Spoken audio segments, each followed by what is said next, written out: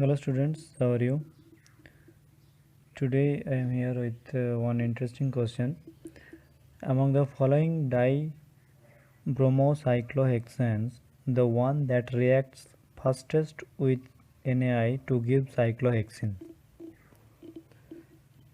So these four are dibromocyclohexane derivative which reacts with NaI to give cyclohexene. That means this reaction is a dehalogenation reaction.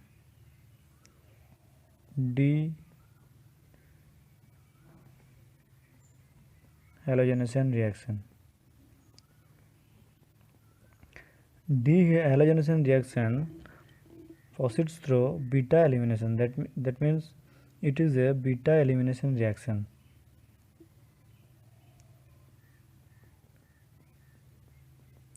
Beta elimination means 1,2 elimination.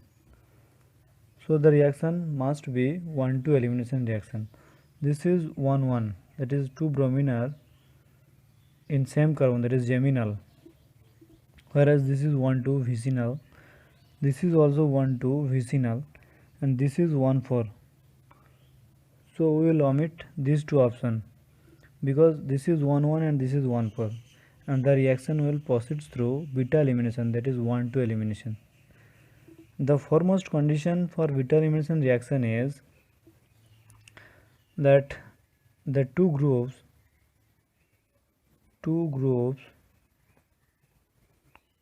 or two atoms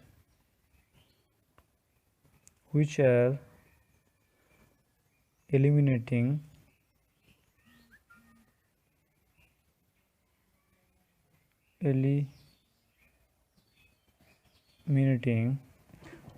must maintain anti-periplanar geometry. Anti-periplanar geometry. What is anti-periplanar geometry?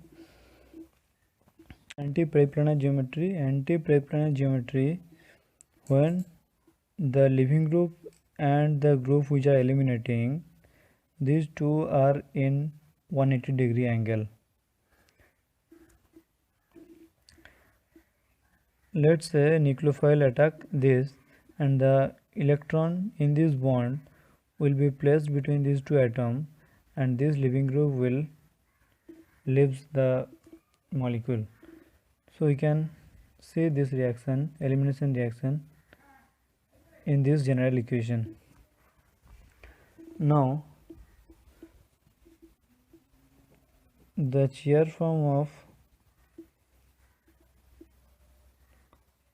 the two, that is cis dibromo,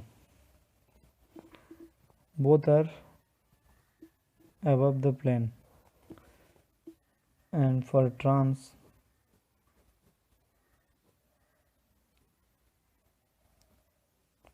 one is below and one is above.